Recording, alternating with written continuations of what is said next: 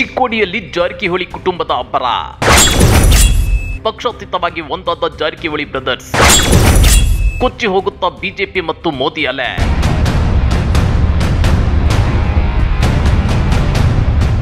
ರಾಜ್ಯ ಲೋಕಸಭಾ ಕ್ಷೇತ್ರಗಳ ಪೈಕಿ ಹೈ ವೋಲ್ಟೇಜ್ ಕ್ಷೇತ್ರವಾಗಿ ಮಾರ್ಪಟ್ಟಿರುವ ಕ್ಷೇತ್ರಗಳಲ್ಲಿ ಚಿಕ್ಕೋಡಿ ಕೂಡ ಒಂದು. ಈ ಕ್ಷೇತ್ರದಲ್ಲಿ ಕಾಂಗ್ರೆಸ್ ಅಭ್ಯರ್ಥಿಯಾಗಿ ಸಚಿವ ಸತೀಶ್ ಜಾರಕಿಹೊಳಿ ಪುತ್ರಿ ಪ್ರಿಯಾಂಕಾ ಜಾರಕಿಹೊಳಿ ಅಕ್ಕಡೆಕ್ಕಿಳಿದರೆ ಬಿಜೆಪಿ ಅಭ್ಯರ್ಥಿಯಾಗಿ ಹಾಲಿ ಸಂಸದ ಅಣ್ಣಾ ಸಾಹೇಬ್ ಜೊಲ್ಲೆ ಮತ್ತೆ ಕಣಕ್ಕಿಳಿದಿದ್ದಾರೆ. ಆದ್ರೆ ಸದ್ಯದ ಟ್ರೆಂಡಿಂಗ್ ನೋಡಿದ್ರೆ ಈ ಕ್ಷೇತ್ರದಲ್ಲಿ ಜಾರಕಿಹೊಳಿ ಕುಟುಂಬದ ಅಬ್ಬರ ಆರ್ಭಟ ಹೆಚ್ಚಾಗಿದೆ. ಅಂದ್ರೆ ಪ್ರಿಯಾಂಕಾ ಜಾರಕಿಹೊಳಿ ಅವರ ಪರ ಸುನಾಮಿ ಅಲೆ ಎದ್ದಿದೆ. ಹಾಗಾದ್ರೆ ಚಿಕ್ಕೋಡಿಯಲ್ಲಿ ಪ್ರಿಯಾಂಕಾ ಜಾರಕಿಹೊಳಿ ಮತ್ತು ಅಣ್ಣಾ ಸಾಹೇಬ್ ಜೊಲ್ಲೆ ಅವರ ನಡುವಿನ ಫೈಟ್ ಹೇಗಿದೆ ಗೊತ್ತಾ? ಅದನ್ನ ಡೀಟೇಲ್ ಆಗಿ ತೋರಿಸ್ತೀವಿ. ಆದ್ರೆ ಅದಕ್ಕಿಂತ ಮೊದಲು ನಮ್ಮ ಚಾನೆಲ್ ಅನ್ನು ಸಬ್ಸ್ಕ್ರೈಬ್ ಮಾಡ್ಕೊಳ್ಳಿ, ಹಾಗೇನೇ ಪಕ್ಕದಲ್ಲಿರೋ ಬೆಲ್ ಬಟನ್ ಅನ್ನು ಪ್ರೆಸ್ ಮಾಡಿ.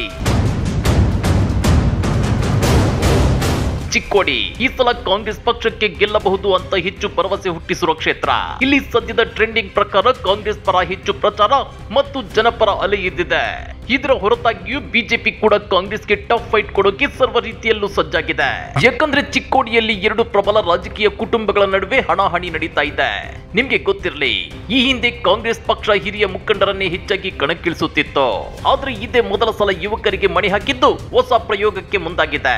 ಚಿಕ್ಕೋಡಿಯಲ್ಲಿ ಪಿಡಬ್ಲ್ಯೂಡಿ ಸಚಿವ ಮತ್ತು ಕೆಪಿಸಿಸಿ ಕಾರ್ಯಾಧ್ಯಕ್ಷ ಸತೀಶ್ ಜಾರಕಿಹೊಳಿ ಅವರ ಪುತ್ರಿ ಪ್ರಿಯಾಂಕಾ ಜಾರಕಿಹೊಳಿ ಕಾಂಗ್ರೆಸ್ ಅಭ್ಯರ್ಥಿಯಾಗಿದ್ದಾರೆ. ಇವರ ವಯಸ್ಸು ಕೇವಲ 26 ವರ್ಷವಷ್ಟೇ. ಒಂದು ವೇಳೆ ಇವರು ಗೆದ್ರೆ ದೇಶದ ಅತಿ ಕಿರಿಯ ಸಂಸದರಲ್ಲಿ ಒಬ್ಬರಾಗಲಿದ್ದಾರೆ. ಇತ್ತ ಬಿಜೆಪಿ ಚಿಕ್ಕೋಡಿಯಲ್ಲಿ ಮತ್ತೆ ಹಾಲಿ ಸಂಸದ ಅಣ್ಣಾ ಸಾಹೇಬ್ ಜೊಲ್ಲೆ ಅವರನ್ನೇ ಕಣಕ್ಕಿಳಿಸಿದೆ.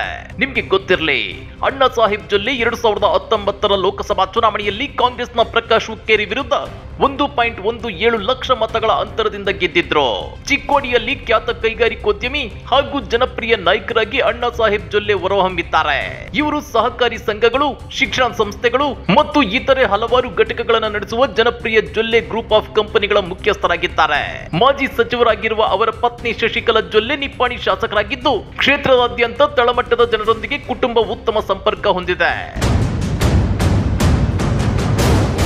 ಲಿಂಗಾಯತ ಸಮುದಾಯದ ಅಣ್ಣಾ ಸಾಹೇಬ್ ಜೊಲ್ಲೆ ಈ ಸಲವೂ ಕಳೆದ ಸಲದಂತೆ ಮೋದಿ ವೇವ್ ನಲ್ಲಿ ಗೆದ್ದು ಬರೋ ಕನಸು ಕಂಡಿದ್ದಾರೆ. ಆದ್ರೆ ಚಿಕ್ಕೋಡಿ ಬಿಜೆಪಿ ಟಿಕೆಟ್ ಮೇಲೆ ಕಣ್ಣಿಟ್ಟಿದ್ದ ಹಲವು ಬಿಜೆಪಿ ಸ್ಥಳೀಯ ಮುಖಂಡರು ಮತ್ತೆ ಅಣ್ಣಾ ಸಾಹೇಬ್ ಜೊಲ್ಲೆ ಅವರಿಗೆ ಟಿಕೆಟ್ ಕೊಟ್ಟಿದ್ದಕ್ಕೆ ಮುನಿಸಿಕೊಂಡಿದ್ದಾರೆ. ಜೊತೆಗೆ ಅಣ್ಣಾ ಸಾಹೇಬ್ ಜೊಲ್ಲೆ ಅವರನ್ನ ಸೋಲಿಸೋಕೆ ಒಳ ಏಟು ಕೊಡೋ ಸಾಧ್ಯತೆಯೂ ಇದೆ. ಇನ್ನ ಚಿಕ್ಕೋಡಿಯಲ್ಲಿ ಪ್ರಿಯಾಂಕಾ ಜಾರಕಿಹೊಳಿ ಅವರ ಸ್ಟ್ರೆಂತ್ ಏನು ಅಂತ ನೋಡೋದಾದ್ರೆ, ಪ್ರಿಯಾಂಕಾ ಜಾರಕಿಹೊಳಿ ಅವರಿಗೆ ಅವರ ಕುಟುಂಬವೇ ಅತಿ ದೊಡ್ಡ ಸ್ಟ್ರೆಂತ್. ಚಿಕ್ಕೋಡಿ ಈ ಹಿಂದೆ ಕಾಂಗ್ರೆಸ್ನ ಭದ್ರಕೋಟೆಯಾಗಿತ್ತು. ಈ ಲೋಕಸಭಾ ಕ್ಷೇತ್ರದ 8 ವಿಧಾನಸಭಾ ಕ್ಷೇತ್ರಗಳಲ್ಲಿ ಹಿಂದುಳಿದ ವರ್ಗಗಳು ಮತ್ತು ಅಲ್ಪಸಂಖ್ಯಾತರ ದೊಡ್ಡ ಮತವರ್ಗವಿದೆ. ಈ ಮತಗಳೇ ಸೋಲು ಗೆಲುವಿನಲ್ಲಿ ನಿರ್ಣಾಯಕ ಪಾತ್ರ ವಹಿಸಲಿವೆ. ಮತ್ತೊಂದೆಡೆ ಕಳೆದ ಚುನಾವಣೆಯಲ್ಲಿ 8 ವಿಧಾನಸಭಾ ಕ್ಷೇತ್ರಗಳ ಪೈಕಿ 5ರಲ್ಲಿ ಕಾಂಗ್ರೆಸ್ ಗೆಲುವು ಸಾಧಿಸಿದ್ದು, ಹಿಂದುಳಿದ ವರ್ಗಗಳು ಅಲ್ಪಸಂಖ್ಯಾತರ ಮತಗಳನ್ನು ಕ್ರೋಢೀಕರಿಸಲು ಪ್ರಯತ್ನಿಸುತ್ತಿದೆ. ಯಮಕನಮರಡಿ ಕ್ಷೇತ್ರದ ಶಾಸಕ ಸತೀಶ್ ಜಾರಕಿಹೊಳಿ ಅವರು ಎಲ್ಲಾ ವಿಧಾನಸಭಾ ಕ್ಷೇತ್ರಗಳಲ್ಲಿ ಮತದಾರರಿಂದ ಭಾರಿ ಬೆಂಬಲ ಪಡೆದಿದ್ದಾರೆ. ಗಡಿ ಪ್ರದೇಶದ ಮರಾಠಿ ಜನರೊಂದಿಗೆ ಅವರ ಸಂಪರ್ಕವಿದೆ. ಇದು ಸತೀಶ್ ಜಾರಕಿಹೊಳಿ ಮಗಳಿಗೆ ಹೆಚ್ಚುವರಿ ಪ್ರಯೋಜನವಾಗಲಿದೆ.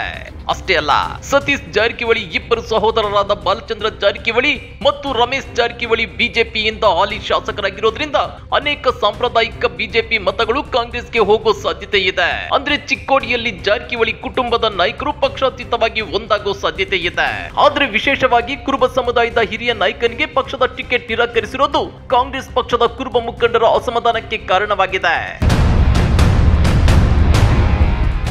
ಅದೇನೇ ಇದ್ರೂ ಸದ್ಯದ ಟ್ರೆಂಡಿಂಗ್ ಪ್ರಕಾರ ಚಿಕ್ಕೋಡಿಯ ಮತದಾರರು ಬದಲಾವಣೆ ಬಯಸುತ್ತಿದ್ದಾರೆ. ಜೊತೆಗೆ ಯುವಕರಿಗೆ ಅಧಿಕಾರ ಕೊಟ್ಟು ನೋಡಲು ಬಯಸುತ್ತಿದ್ದಾರೆ ಅನ್ನೋ ಮಾತುಗಳು ಕೇಳಿ ಬರ್ತಿವೆ. ಇದು ಸದ್ಯದ ಟ್ರೆಂಡಿಂಗ್ ಆಗಿದ್ದು, ಮುಂದಿನ ದಿನಗಳಲ್ಲಿ ಈ ಟ್ರೆಂಡಿಂಗ್ ಹೀಗೆ ಉಳಿಯುತ್ತಾ ಇಲ್ಲ ಬದಲಾಗುತ್ತಾ ಅನ್ನೋದನ್ನ ಕಾದು ನೋಡಬೇಕಾಗಿದೆ. ಈ ಬಗ್ಗೆ ನೀವೇನಂತೀರಾ? ಕಮೆಂಟ್ ಮಾಡಿ, ವಿಡಿಯೋ ಲೈಕ್ ಮಾಡಿ, ಶೇರ್ ಮಾಡಿ. ಇಂಥ ಮತ್ತಷ್ಟು ರೋಚಕ ರಾಜಕೀಯ ಸುದ್ದಿಗಳನ್ನ ಮಿಸ್ ಮಾಡದೆ ನೋಡಬೇಕು ಅಂದ್ರೆ ನಮ್ಮ ಯೂಟ್ಯೂಬ್ ಚಾನೆಲ್ ಅನ್ನ ಸಬ್ಸ್ಕ್ರೈಬ್ ಮಾಡ್ಕೊಳ್ಳಿ.